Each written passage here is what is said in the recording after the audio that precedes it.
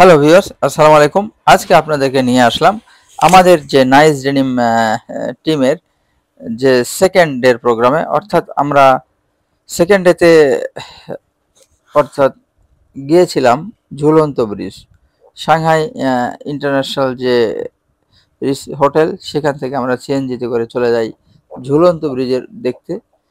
অর্থাৎ রাঙ্গামাটি বলতেই কিন্তু ঝুলন্ত ব্রিজ বোঝায়। সেটা দেখার পরে আমরা চলে যাই আসাম বস্তি। আসাম বস্তি পরে এই I love Rangamati, I love Bangladesh এই আইল্যান্ড। দেখুন, এখানে একটি আইল্যান্ড করা হয়েছে।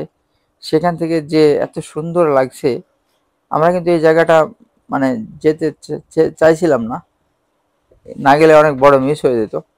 আই লাভ বাংলাদেশ বা আই লাভ আইল্যান্ড, সেখান থেকে চতুর্দিকে খুবই সুন্দর এলাকা দেখা যাচ্ছে, মানে সত্যিকারের ভিউ। আমরা যদি এখানে না যেতাম তাহলে সত্যি সত্যি অনেক কিছু মিস করতাম। আপনারাও কিন্তু আসাম বস্তির রাস্তা দিয়ে এই আই লাভ আইল্যান্ড বা আই লাভ বাংলাদেশ এই জায়গাটি দেখতে কিন্তু কোনোভাবে মিস করবেন না। সো এরপরে এইটি দেখার পরে আমরা যাব ওখানে বার্গি লেক। বার্গি অর্থাৎ ওখান থেকে ফেরার পথে Bargi lake, Rangamati university of science and technology, এগুলোতে আমরা যাব। আমার এইটার প্রতি একটু আকর্ষণ আছে, বিকজ আপনারা জানেন যে আমি বাংলাদেশের first science and technology university Shahjalal ইউনিভার্সিটির ছাত্র ছিলাম। সো আমি যেখানেই যাই একটু ইউনিভার্সিটিগুলি দেখার চেষ্টা করি। যেমন আসার পথে চুয়েট একটি রাস্তার মধ্যে পেয়েছিলাম, অর্থাৎ Chittagong university of engineering and technology. So এই যে রাঙ্গামাটি বিজ্ঞান ও প্রযুক্তি বিশ্ববিদ্যালয়, ভেতরে যাওয়ার অত সময় না থাকলেও আমরা কিন্তু কাছাকাছি থেকেই একটু দেখে নেই। সো পথিমধ্যে এইটা পরে আমরা চলে যাই রাজবন বিহার। পথিমধ্যে আমরা জুমার নামাজ পড়েছিলাম রাজবন বিহারের কাছেই। এই যে রাজবন বিহার, এই জায়গাটির সবচেয়ে বড় বিশেষত্ব হলো যে আমরা যে ফারাও রাজাদের জানতাম যে মিশরের, যে তাদেরকে মমি করে রাখা হতো। সো এখানে এসে দেখলাম এক ধর্মগুরু, তার নাম হচ্ছে সানন্দা না পরমানন্দ, কি একটা নামটা ভুলে গেলাম। উনি 2012 সালে মৃত্যুবরণ করেছেন, কিন্তু তার এই বৌদ্ধ যারা শাগরেদ মানে ছাত্র বা শিষ্য যারা আছেন বা মুরিদ যাই বলি না কেন, তারা কিন্তু তাকে গ্লাসের মধ্যে মমি করে রেখেছে। এবং বৌদ্ধদের আমার মনে হয় যে সবচেয়ে এটি একটি তীর্থস্থান আমি বলবো বাংলাদেশিদের জন্য। সো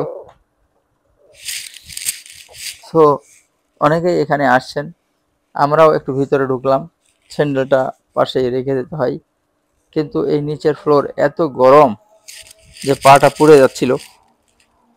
যদিও তারা খানিকক্ষণ পর পানি দিচ্ছিল, তবু আমরা স্যান্ডেলটা রেখেই ভেতরে গেলাম। ভেতরে গিয়ে বিভিন্ন যে তীর্থস্থান বা যে মন্দির এগুলি দেখলাম। দেখার পরে আমরা জানতে পারলাম যে এখানেই এক জায়গায় রাখা আছে একজন 2012 সালে এক ধর্মগুরু, মানে বৌদ্ধ ধর্মগুরু, উনি মারা গিয়েছেন, পরলোকগত হয়েছেন, কিন্তু তার মমি করে রাখা হয়েছে। তো আমরা এটা দেখার ইচ্ছা পোষণ করি এবং তাদেরকে বলি যে আমরা কি এটা দেখতে পারবো কিনা। তারা সানন্দে রাজি হন এবং আমরা উপরে যাই। তো উপরের একটা রুমে গ্লাস দিয়ে এটা মমি করে রাখা আছে, সেটা দেখি এবং তার জীবনেও লেখা আছে। তো এটা সেই ফেরাউন রাজা বা ফারাও রাজাদের যে মমি করে রাখা হতো, সেই জিনিসটা কিন্তু বাংলাদেশের ভেতরেও যে এরকম একটা জিনিস আছে আমরা ভাবতে পারি নাই। যখন এটা জানলাম তখন নিজেরাই মানে একটু, এই যে দেখুন এটার মধ্যে এখানে একটা মন্দির, এই ভেতরেই আমরা ঘুরে ফিরে দেখছি। এবং এই যে বাইরে কি সুন্দর গাছ, সুন্দর ফুল পরিপাটি। আপনারা কিন্তু যারাই রাঙ্গামাটি ঘুরতে যাবেন তারা কিন্তু এই রাজবন বিহার বা বৌদ্ধ বিহার এটি ঘুরতে কিন্তু মিস করবেন না। আমরা অনেকে অনেক কিছু জানি না, হয়তো একদিনের ট্যুরে যাই শুধু মোটর বাইক নিয়ে। যেমন আমাদের কিছু ছেলেরা গিয়েছে, তারা শুধু মোটর বাইক দিয়ে শহর ঘুরেছে, কি একটু খাওয়া দাওয়া করেছে। কিন্তু এটা আসলে দেখলে রাঙ্গামাটি বা একটা মানে জায়গা একটু ভুল বোঝা হবে। মেনলি ব্যাপারটা হচ্ছে যে আপনার ভেতরে কি কি আছে আগে থেকে যদি স্টাডি করে যদি যাওয়া যায় তাহলে খুব ভালো হয়। সো আমি এই যে দাঁড়িয়ে একটা ব্লগ অর্থাৎ রিলসের জন্য একটা ব্লগ করেছিলাম, সেই ভিডিওটাই এখন দেখলেন।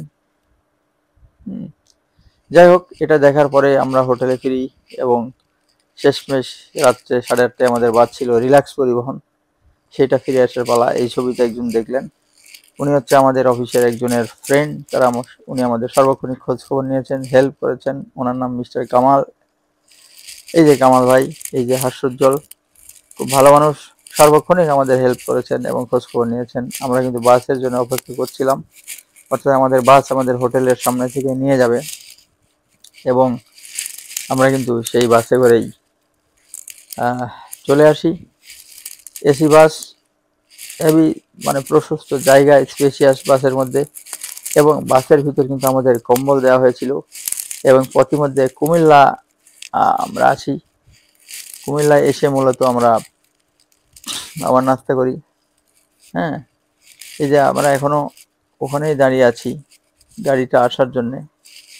গাড়িটা যখন আমাদের এখানে এসেছে হোটেল সাংহাই ইন্টারন্যাশনাল সামনে, সেখান থেকে কিন্তু আমরা উঠে গেছি এবং ওঠার পরেই আমরা আর চিন্তা করলাম যে আজকে আর এখানে খাবো না। আমরা কুমিল্লা গিয়ে এই মিয়ামি রেস্টুরেন্ট, এখানে কিন্তু আমরা খেলাম। এখানে অন্য কিছু পাওয়া যাচ্ছিল না, এখানে খিচুড়ি এবং মানে চিকেন, এবং বাইরে যে রাস্তার পাশে যে আরেকটা মানে চা শপ বা কফি শপ, টি স্টল, সেখানে আমরা চা খাই। অসাধারণ চাটি ছিল, খুব ভালো লেগেছে।